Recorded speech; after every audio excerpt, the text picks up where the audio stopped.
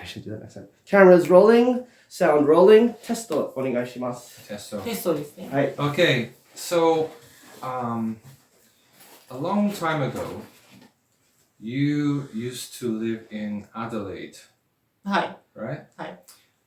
I heard that you used to drink a lot of wine every night. 10 bottles, yeah? Is it true? You said it right. I cannot drink alcohol. Yeah, I know. I was just testing you. Yeah, okay, you got me. Right, that enough? That's a good test. Yeah.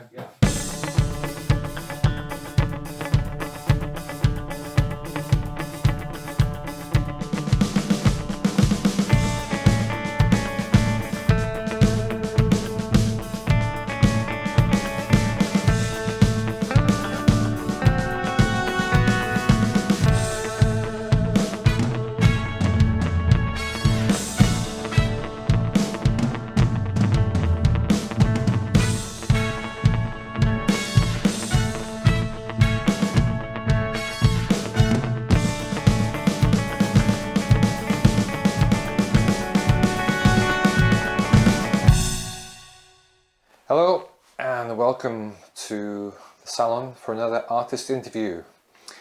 Today we're going to be talking to Yu Tanaka. She is a ceramicist, does these very interesting sculptures. And what I'm going to do is I'm going to talk to you two things first. First, how I met her work, and then how I met her for the first time. Okay, first of all, 2018 there was a Biwako Biennale. The chief and I went out to Omihachiman, and we went, and Biwako Biennale has lots of things happening in different buildings around Omihachiman. And there's one building we went to, an old merchant's house. We went in and there was a big tatami room, and on the tatami mat, just resting, sitting on top of the tatami mat, were these sculptures of furushiki wrapped around something, and they're all kind of bright yellow color, and they're all different sizes. Some are kind of small, some are quite big, and it's kind of like, oh, what's going on here? And they had signs saying do not touch, and we tried, well, okay, it must be fragile. And the thing is, they're all wrapped, and you can see it's not furushiki material. There's something different about it. But the kind of objects inside were kind of boxes or kind of, bowls or something. But anyway, as I said, there were signs saying do not touch. So you know what I did, of course. We waited until everybody had left and there's no one around. And I went and tap, tap, tap. It's solid, it's really hard, it's made of clay. These things, I was like, wow, okay, what's going on here? So this is the first time we saw Yu Tanaka's work. It's like, it's very interesting. And then about a year later, perhaps, I was in Kyoto, and if you go towards Kiyo-Mizudera from the Gion side, head up, before you cross over into the park, on the left-hand side down, there's a kind of museum of ceramics, and Yu was having an exhibition there. And I went into the building, and I asked, where's the exhibition for Yu Tanaka? Oh, it's upstairs. So I went upstairs, like a mezzanine floor, and all sorts of different shapes and sizes, like these small sizes, different colors, with all this kind of tsutsumimono, furushiki kind of thing going on. And there was a woman up there, and I'm kind of looking around and blah blah, and then I don't know what happened. I think I said to the woman, I said, oh, do you know Yu Tanaka? And she's like, yes I do. And there's, okay, is she coming? Is she here? Oh, yes, she is. I said, oh, okay. Is she close by? And she goes, I'm Tanaka. So okay, right, okay, so right, okay, well, yeah. So then we got chatting and stuff, and so every time she has an exhibition somewhere, I try to go and see it if I can. And so yeah, we're going to be talking to her today because she's having an exhibition in the galerie Popelier, in December. Okay, so let's go and chat to her. Yu, hello, welcome. よろしくお願いします。こんにちは。Okay, before we get into talking about your artworks, I would like to start with your past. a previous life, something that maybe people don't know about, but will find interesting anyway. We have talked before, and you said that when you were younger, you had ambitions of being a professional tennis player. And in fact, you even went to Australia to train for this, right? そうですね。私は、子供の頃からだいたい19歳ぐらいまでずっとテニス選手を目指して活動をしていました。残念ながらその夢は途中で諦めて叶うことはなかったんですけど、テニスをしていたからいろんないい経験ができたなと思います。でその中の一つにオーストラリアに行って向こうで練習ができたっていうものがありますね。Okay. Why did you choose Australia? それはですね、ちょうどオーストラリアの方に日本のその若くてなんて言うんでしょう、これから選手を目指すという人たちを受け入れる体制があったんですよ。で私はアデレードにいたんですけれど、アデレードにあるメモリアルドライブっていうテニスクラブがあって、でそこはレイトン・ヒューイットという有名なテニス選手いますよね。彼をプロになるまで育てたコーチがその場にいたんですよ。なのでそこを頼っていきました。So you met Leighton Hewitt? はい、1回だけ。1回だけ。オーストラリアンオープンのその調整、練習の調整でそこに来てて、みんなでレイトン・ヒューイットがいるぞって言って走っていってサインをいただきました。So next question kind of linked. Were you creative artistically before deciding to take the path to being a pro tennis player? And if so, what did you create back then? 実はですね、私が作品を作るようになったのは芸術大学を卒業した後からなんですよ。なので26歳ぐらいからになります。ただそれ以前、例えば子供の頃折り紙で何かを作ったり、段ボールで動物の形を作ったり、そういうものを作ることに対しては興味があったかなと思います。So as you say, you quit tennis. At some point, you quit tennis. You decided to discontinue your pursuit of tennis and move towards ceramics instead. Yes, right. So let's talk about that for a moment. Why did you choose clay as your artistic medium? ですね、まず私が最初にやり始めたのは土じゃなくて絵の方なんですよ。それは、テニスをやめて時間ができたんですよね。今までそれに自分の人生をかけていたので、でそのテニスをやめた時に私は子供の頃から絵を描くのが下手だったんで、その苦手を克服しようかなっていう軽い気持ちでイラストを描き始めたんですよ。でそこからアートっていう深い世界を知って本格的に油絵を勉強するようになりました。それはテニスに向けていた情熱っていうのをアートがうまく受け皿になってくれたのかなと今では思っています。で陶芸を始めたのはその芸術大学に進学した後の話なんですよね。でその大学の授業で日本の有名な陶芸家を勉強する授業があって、でその映像を見てたんですよ。でおじいさんが黙々と山の中でろくろを弾くシーンとかを見て、そういうライフスタイルに憧れを持ったっていうのと、あとはその人対キャンバスっていうその絵を描くのではなく体とか手とか全体を使って作品を作るっていうその土っていう素材に惹かれて、で途中で陶芸に移って土の作品を作るようになりました。Okay, that's interesting. So So who was it that inspired you? そうですね。その時いろんな人を見たんですけど、一番興味を惹かれたのは河合勘次郎という昔その民芸活動をされていた有名な方ですね。Okay, all right, okay. So yeah, let's talk about the clay. You use a clay which is blended with shigaraki, creating a greater plasticity in the clay. And did it take you a lot of trial and error, experimentation to find the right material that you're happy with? 土は今あるものの中ではいいものを選んでいるんですけれども、満足は全然できていません。その陶芸をする上で土はすごいデリケートな素材なんですよね。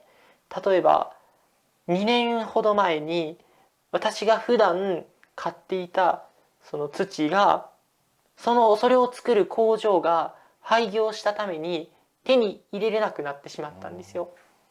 でそれは一般的な信楽っていう土なんですけど、他の会社で作っている似たような土を同じ名前の土を買ったんですよね。でもそれで作った作品っていうのは全部焼いたら割れてしまったんですよ。なので半年ぐらい自分の作った作品がダメになってしまって、全部それを捨てないといけないっていうことになりました。幸いその後いろいろと探して以前使っていたものよりもよりいいものに出会って今はそれを使っているんですけれど、それでもたまに失敗が起きて作品が壊れるので細心の注意は払っています。Okay, I've seen your sculptures in a few different colors, but most of them are deep yellow, created by many coatings of pigment applied during the firing process. I'm curious to know what influenced you in choosing deep yellow as your signature color? 黄色い色なんですけれども、最初にこれを使うようになったきっかけはその黄色い布が身近にあったからなんですよね。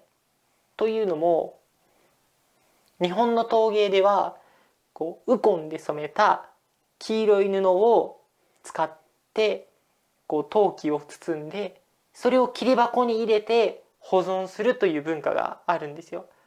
でこの黄色い布っていうのは防虫、虫を避ける効果があって、かなり昔の時代からそういったものが使われてきました。なので私もその陶芸をしていて身近にそういうものがあって、そこからイメージを持ってきて黄色い作品っていうものができました。ただ実際に使ってみると他の色と比べて強い印象があるのに重さを感じさせない効果もあるというふうに考えるようになって、今使っている理由っていうのはそちらの方が大きいですね。Okay, so do you use other ancient techniques? そうですね。一番私の作品で大事にしているのは手びねりで作るということなんですよ。それは例えば土器っていう昔すごい昔に作っていたものが土の中から出てくるようなそういう壺とかありますよね。ああいう土器っていうのは紐状にした土を円を描くように人間の手で積んで作るんですよ。私の作品もそのように作っているので分かりやすく言うと 3D プリンターみたいな動きを自分の手だけで行って作品を作ってます。Okay, I just want to show you what we are going to be talking about now. You can see here, this is one of Yu Tanaka's sculptures. This is tsutsumimono. This is. We were just talking about yellow. This is actually purple. But so the next question is about this. Okay, I'll just put this down because I don't want to drop it. Okay. It's actually surprisingly heavy. Right. Okay. So let's get on to the question. Okay, there's definitely a theme around tsutsumimono, like this, a name that you've used for a few exhibitions, including the one you're going to have here. There are quite a few meanings for this in English. Package, parcel, wrapping, bundle, and even stuff. Now for me, all these words seem a bit mundane to be used to describe your sculptures. And I don't want to give too much away, especially to people who've never seen your art before, because I want people coming to the gallery who see your sculptures for the first time to experience them the same way I did when I first saw them. But what would be the best way to describe the mystery that the sculptures possess? そうですね、それは難しい質問だとは思います。それが分かれば作品を私自身もより前に進められるとは思うんですけど、現段階での私の答えは不明ということや分からないという言葉そのものだと思うんですよね。それは一見何かが包まれているように見えるこの作品は陶器でできているので、これを解いて中を確認することは絶対にできないんですよ。その内側にある不確かさというものがこの作品の面白さの一つなのかなっていうふうに考えています。Okay, all right. Okay, so now my final question for you today.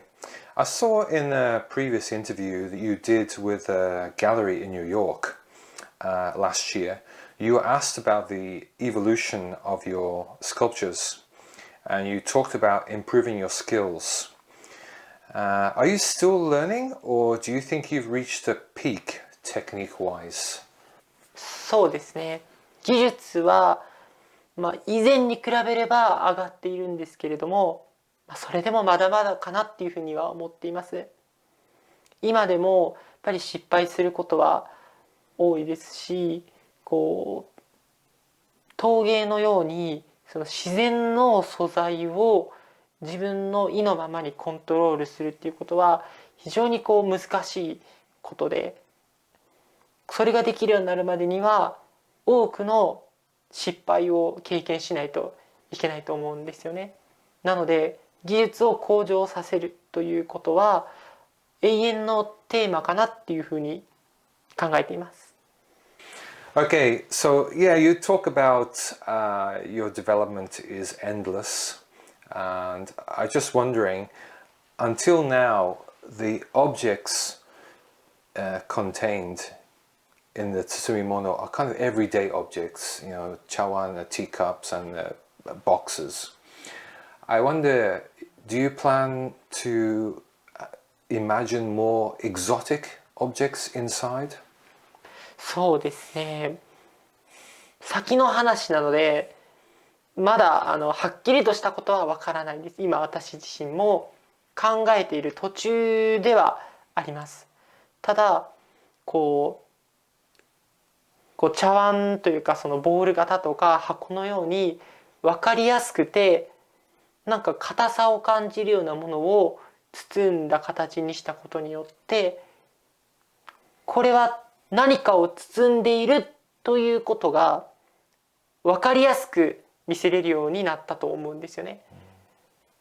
以前の手の技術ではそれができなかったのがそういうモチーフを選んでそれができるようになりました。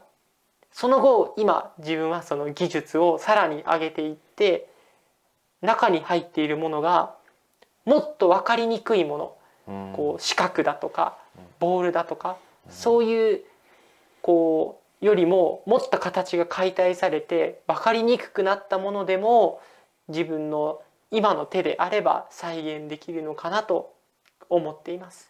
Okay, all right. Okay, that's interesting. All right. Yu Tanaka is going to have an exhibition in the gallery. Come along and check him out. As you can see here, I'll pick it up once more. You're going to see things like this. Look at this. Beautiful, isn't it? It's all made of clay. So, come to the gallery. The details by the end of the video.